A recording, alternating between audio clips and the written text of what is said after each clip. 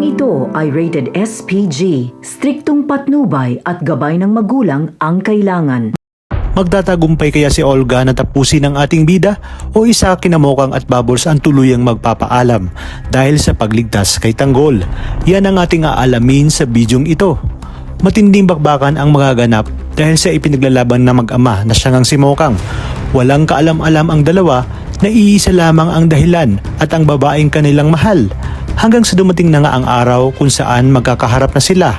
Ano mang sabihin ni Ramon ay hindi paniniwalaan ni Tanggol. Kaya naman sinabi ni Tanggol na pagbabayarin niya si Alberto sa ginawa nito kay Mokang. Dahil nga sa ginawa ni Mokang ay iniligtas niya si Tanggol kaya hindi ito napuruhan ni Olga na siyang dahilan kaya't nagliliyab na naman sa galit si Olga.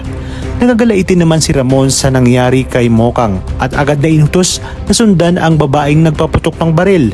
Sa kabilang banda, pag-isa namang babalik sa bilibid si Bubbles dahil tagilid na nga ang kanilang sitwasyon at alam niyang pareho silang mamamatay doon ni Tanggol. Hindi pa rin nga makapaniwala si Ramon sa kanyang nakita at agad na humingi ng tawad kay Tanggol. Ngunit walang ibang ginawa si Tanggol kundi umiyak dahil sa sinapit ni Mokang. Agad namang inutos ni Ramon na dalhin na sa mansyon si Mokang dahil may kilala umano siyang doktor upang magamot nga itong si Mokang. Ngunit iginit ni Tanggol na hindi siya magtitiwala kay Ramon hanggang sa may dumating na ngang mga pulis kaya't wala nang pamimilian pa si Tanggol kundi sumama kay Ramon sa mansyon.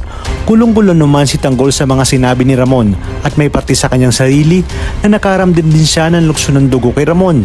Habang si Olga naman ay agad na babalik sa mansyon upang hindi siya paghinalaan na siya ang nagtangka sa buhay ni Tanggol. Sinabi niya sa kanyang sarili na may sa demonyo talaga itong si Tanggol at manang-mana sa kanyang amang si Ramon. Batid niyang pag nagkamalay si Mokang at nagsama na ang mag-ama ay mabubuko na ang kanyang mga plano. Kaya naman kailangan niya umanong gumawa ng paraan bago mahuli ang lahat.